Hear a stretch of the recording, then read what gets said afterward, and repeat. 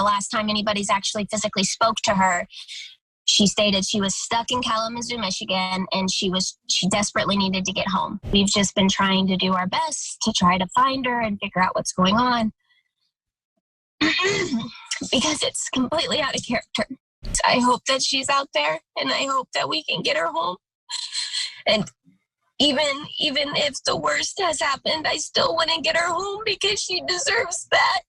As you can see, Amber is very concerned about her missing mother, Laura Wolfe. And just to add even more pressure to this situation, Amber is only weeks away from giving birth. And that baby's grandmother is missing right now. It's time to turn on the searchlight for Laura Wolfe.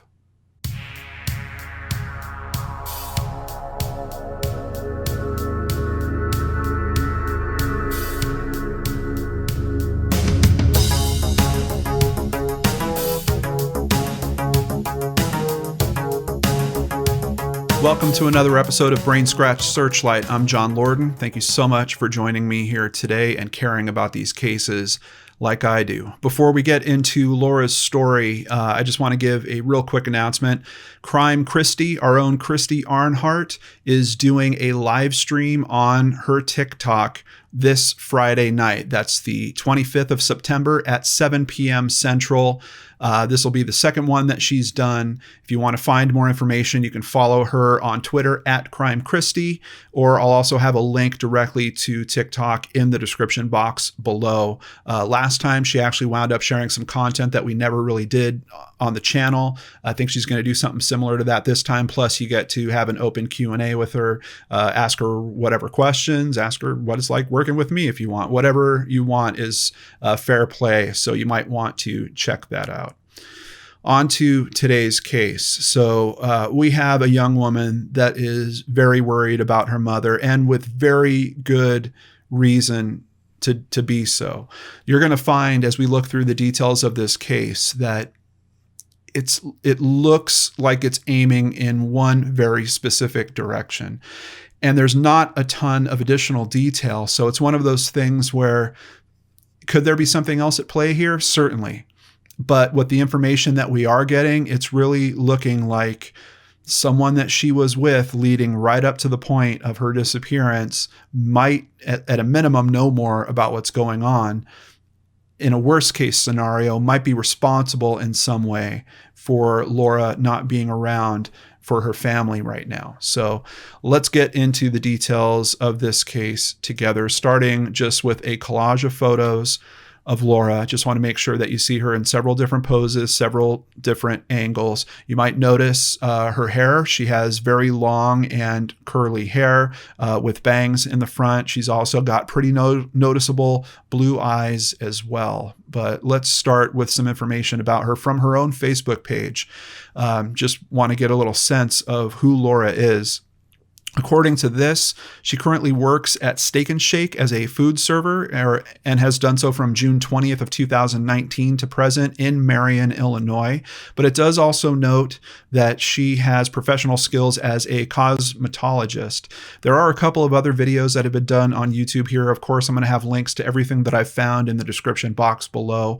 One of those presenters was talking about the fact that Laura is very skilled with hair color in particular. It's something that she really enjoys doing and is very good at doing it. So that might be something that she is able to do if for some reason she needs to make some money on the side or something like that. That's really why I want to get some of those types of details out.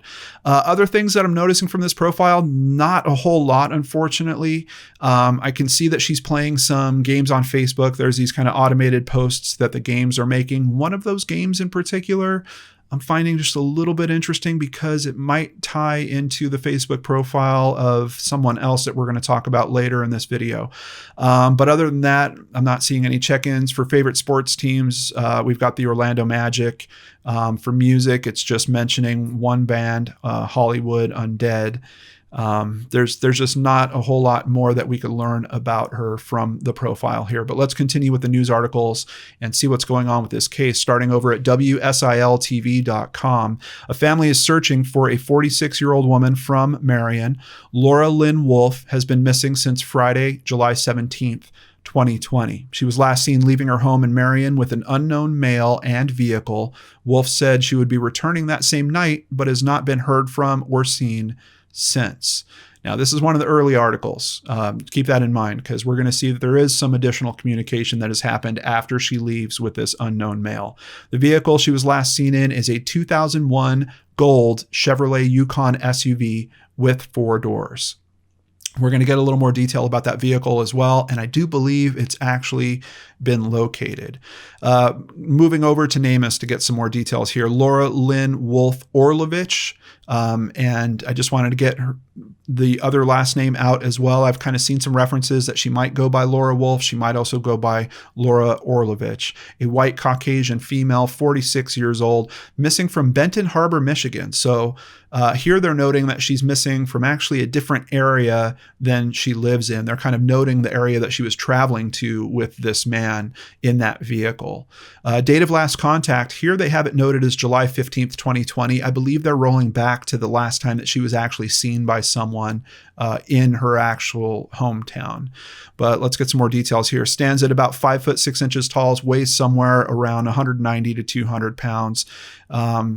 For circumstances, we've got the missing person, Laura Lynn Wolfe-Orlovich, was last seen leaving a grocery store in Benton Harbor, Michigan on 7/17/2020. So that's kind of interesting, because the circumstances of the disappearance here are actually noting a different sighting of her, and in particular from a grocery store in the area that she was traveling to.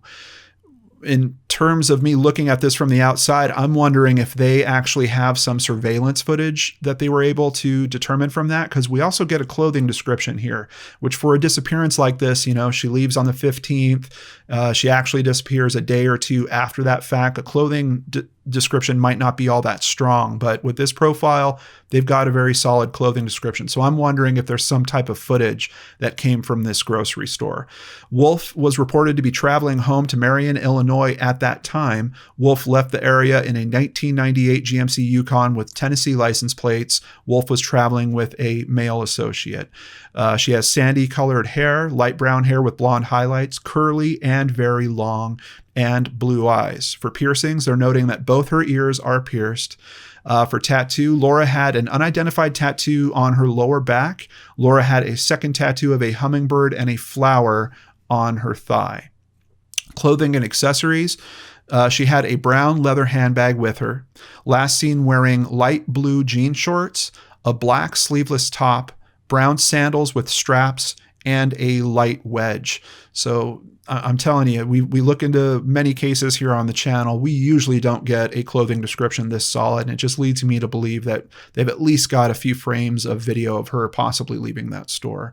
For jewelry, she wears big necklaces and may have had one of them on, and both her ears were pierced. So they don't really have a solid description on the jewelry. For the vehicle, they've got the plate that is from the vehicle. Tennessee license plate CWH613. They're saying the color is beige. I'm hearing it described as gold or champagne, something in that range.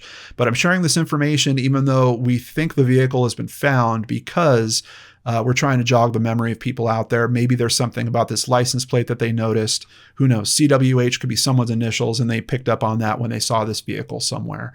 It's certainly a big part of the story, and I just wanted to make sure that we covered that as well. For images and documents, I was wondering if we might have some photos of her tattoos. Unfortunately, we don't, and I haven't really found that anywhere else either. It's just multiple different photos of her face. So this trip goes from Marion, Illinois, where she lives, up into Michigan. And you can see this is a total of 434 miles, and that's just one way.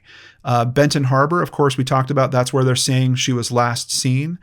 Kalamazoo seems to be an area that she got to at one point, we believe. We believe she had some communication with some of her friends at the time that she was in Kalamazoo. Essentially, she was trying to find a way home.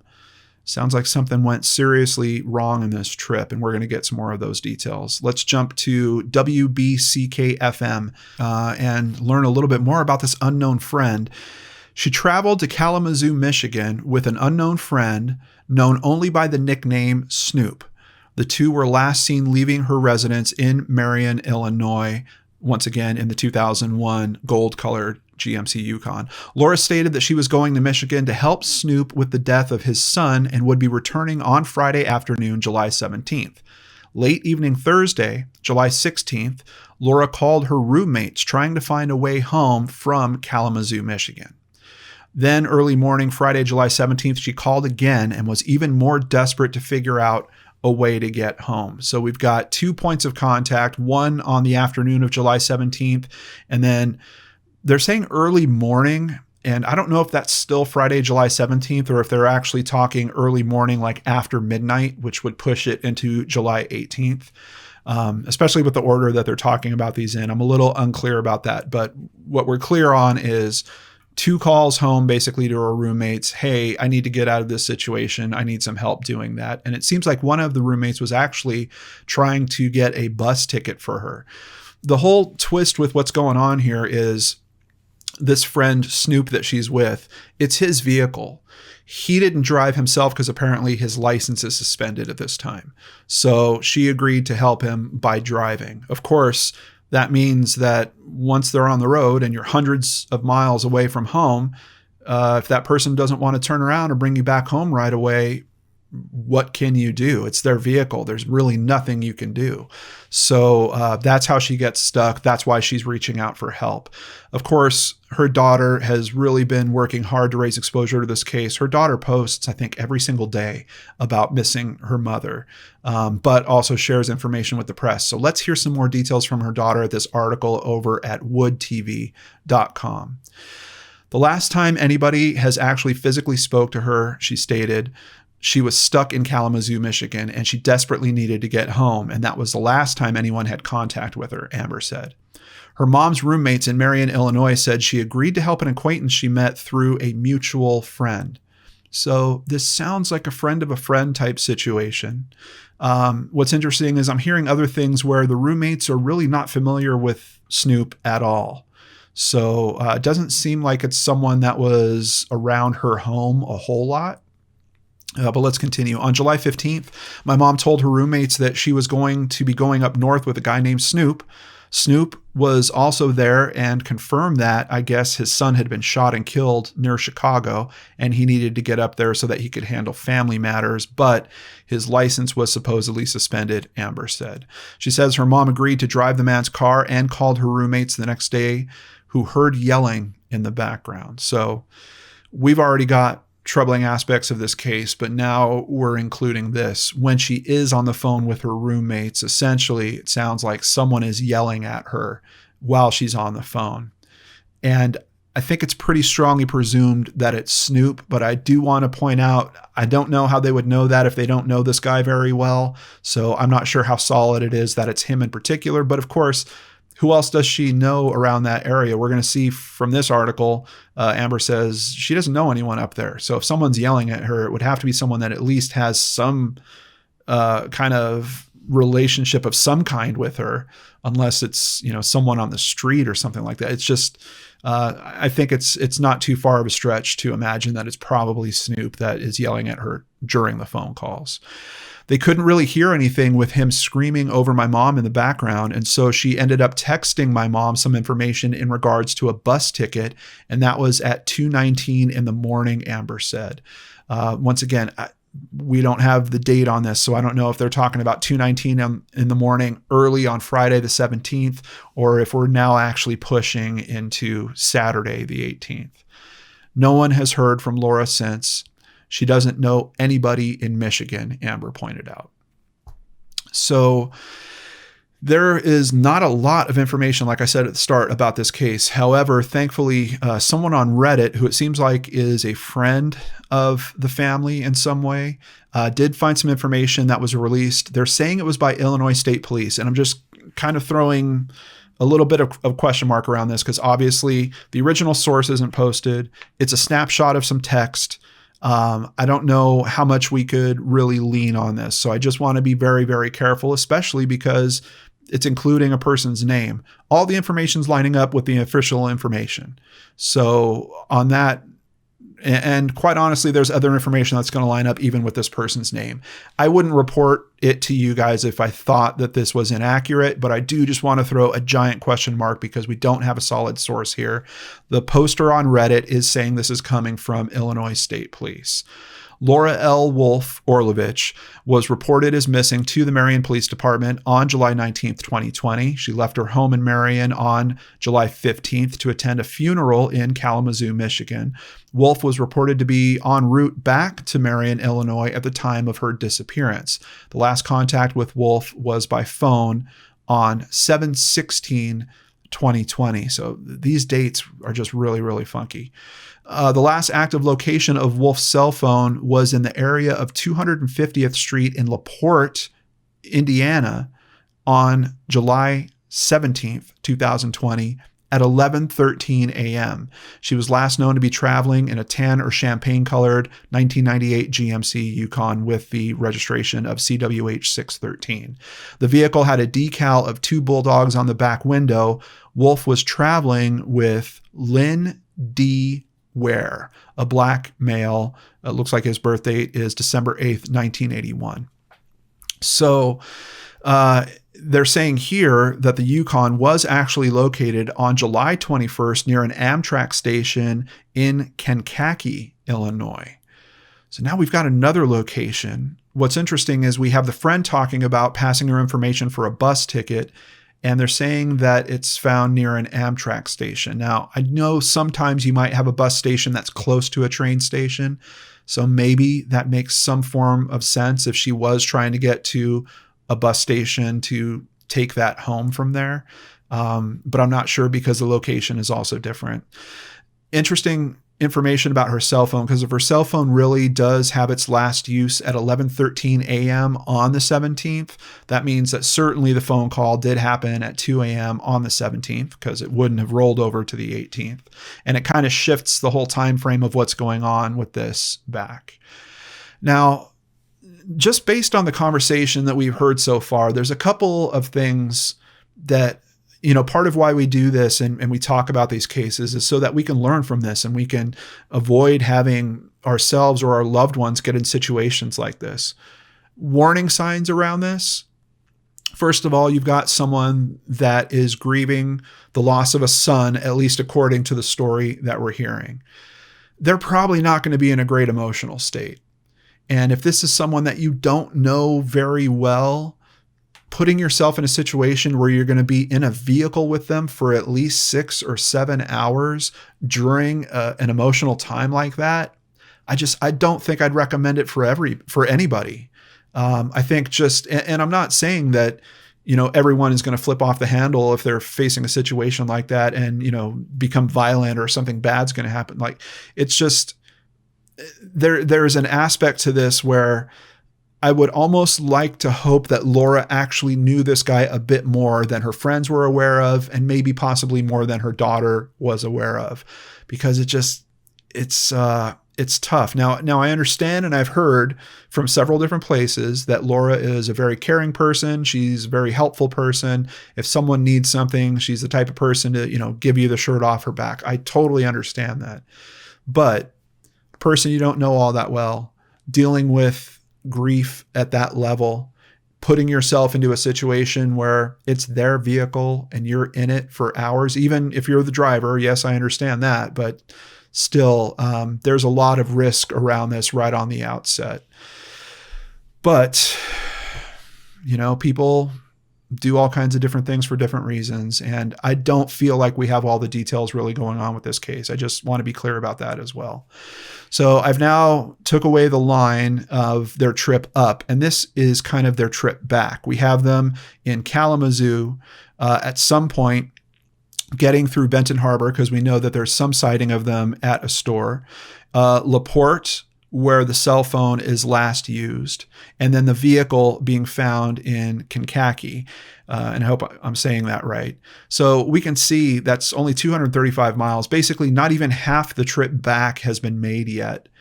We have her missing, but we also have the vehicle left here. I would kind of assume that Snoop lives in the area close to her.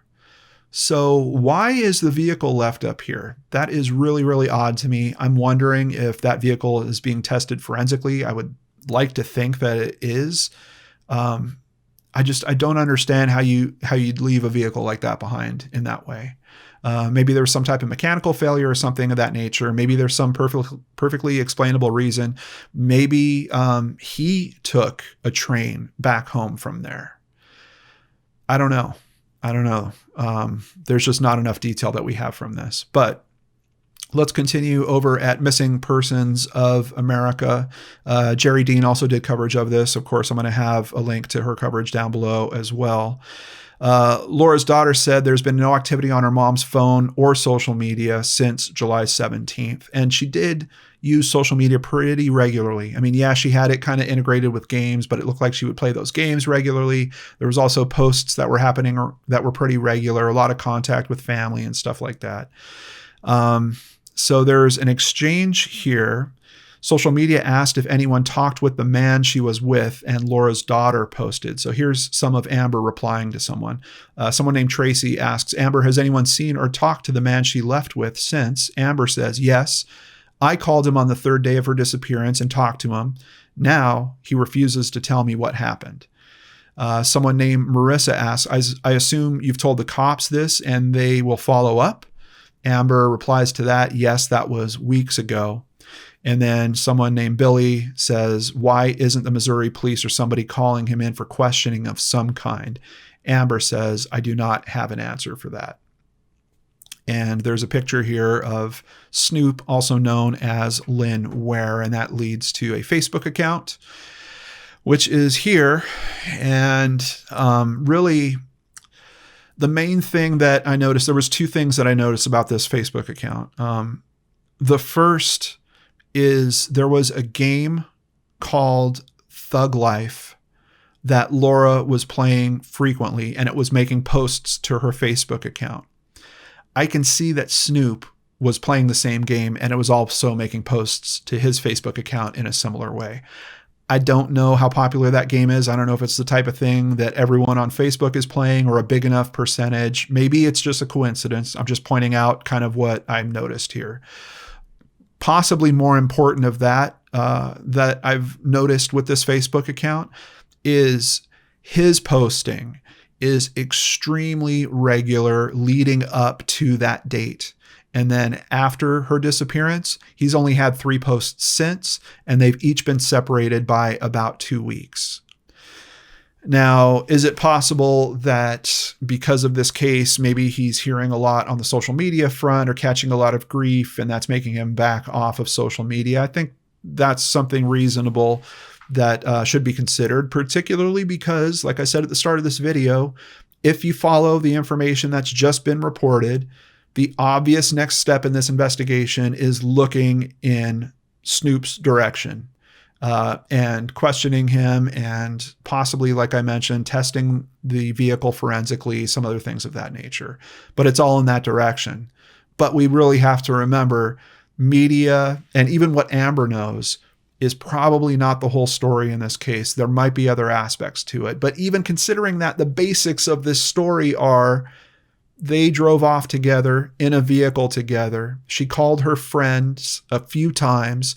Those calls had some desperation and some verbal altercation elements going on with them. This is one of those instances where I'm worried that, it looks a certain way, it smells a certain way. Is this really what's going on with this case? And if it is, there might be some challenges logistically because of the investigation. The locations that we showed, we're talking different states. We've got different cities in that. We've got a lot of different jurisdictions that have different pieces of this puzzle to string together. And that can be difficult sometimes in cases like this. So a lot of cause for concern around this. And I'm really curious about it's odd to me whenever I see social media accounts like this, and then something happens, something like a person disappearing, and then behavior changes in a significant way. That's a big red flag. But let's continue with some more information here. Just on the Facebook front. So there is a group, Where is Laura Wolfe-Orlovich? Please follow it. I'll have a link to it in the description box down below. They do post Amber's daily update really here about what she's going through. There was one in particular that I wanted to share with you guys from Amber's account. This is from September 18th. Day 64, and today I'm just feeling angry. Angry that I still don't know what happened to my mama. Angry that I still have so many questions, and angry that I can't just pick up a phone and call her to make my day better like I used to. What I wouldn't give to hear one of your funny, not funny jokes. I will never stop looking for you and searching for answers, Mama, not until we get them. You deserve so much better than all this, and I will make sure that we get answers one way or another. I miss you, woman, every second of every day. If you have information about this case, all the details you need are in the description box below. Marion Police seem to be taking the lead on this, so I've got their contact details down below. But quite honestly, you might be seeing this in one of those other areas that we've talked about today. Those local jurisdictions, it seems like, might be playing parts of the puzzle as well. So I would say double it up. If you're in a different state and you have information about this case, yes, call it into the Marion PD, but also call it into your local PD as well. Let's try to get that information raised and exposed to the right people. There is also a reward that has been put out by the family. They're saying that they will give $1,000 to the person that can give them the answer.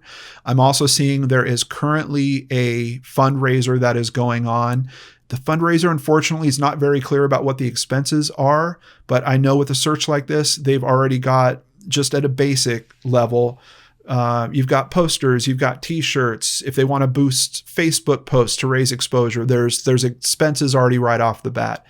I suspect because of the amount that they're trying to raise, they might either be trying to cover the reward that they've offered or possibly increase it. So on behalf of myself and my amazing supporters, we are also going to be making a donation to this fundraiser just as soon as I'm done. And I sincerely hope that it helps Amber with her efforts to find out what happened to her mother and hopefully bring her mother home one way or another. You heard her in that video at the start. She's ready to take the truth of what happened, even if it's a hard truth to take. But she needs help finding that. So I hope that you'll help me with that. Please share this video with friends that you have in any of the areas that we discussed in today's video. There is also a Web Sleuths thread, so I'll have a link to that down below if you want to join the conversation that's going on there. And I am including an additional Reddit post by the person that included the information from the Illinois State PD as well. And just one last look at this poster. Laura Wolfe-Orlovich, 46 years old, 5'6", around 200 pounds, long, light brown, curly hair, possibly with highlights, blue eyes, one tattoo on her lower back, one of a hummingbird and a flower on her thigh. And they do have a picture of a vehicle that's similar to the one. Keep in mind, the vehicle has been found, but it certainly plays an important part to figuring out what happened back in July.